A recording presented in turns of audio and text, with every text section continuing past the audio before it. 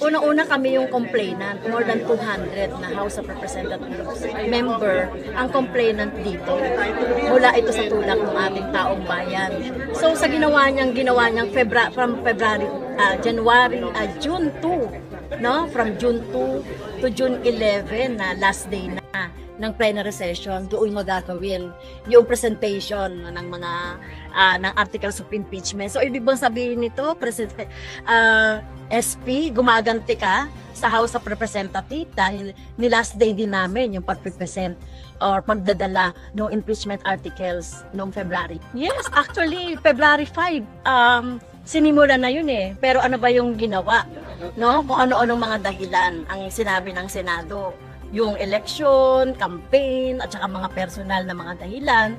So, hindi dapat yun kasi wala naman sa Constitution yun.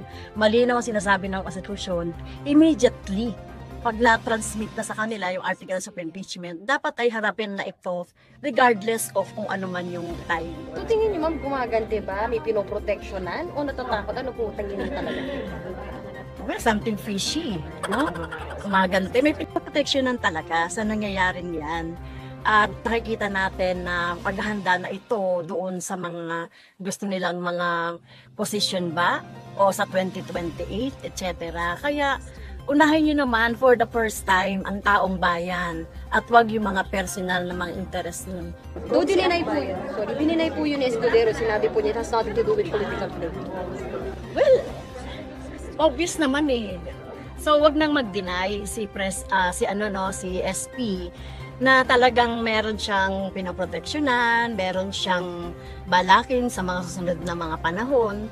Kaya ang hilingan namin sa kanila, unahin nyo na yung kahilingan ng taong bayan. Ituloy nyo na yung impeachment. Ma'am, sabi po nila meron daw parang lockdown ng mga senators that are willing to kill impeachment complaint. Meron ba sa online report?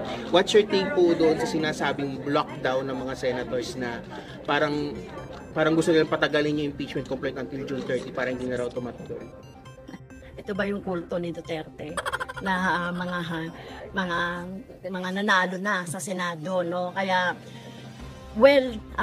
itong puwersa na ito mas tingin ko ay taong bayan ang upsa sa inyo doon sa ginagawa ninyo, pagde-delay at doon sa bibalakin ninyo, huwag ituloy ang impeachment at proteksyonan si VP Sara Duterte.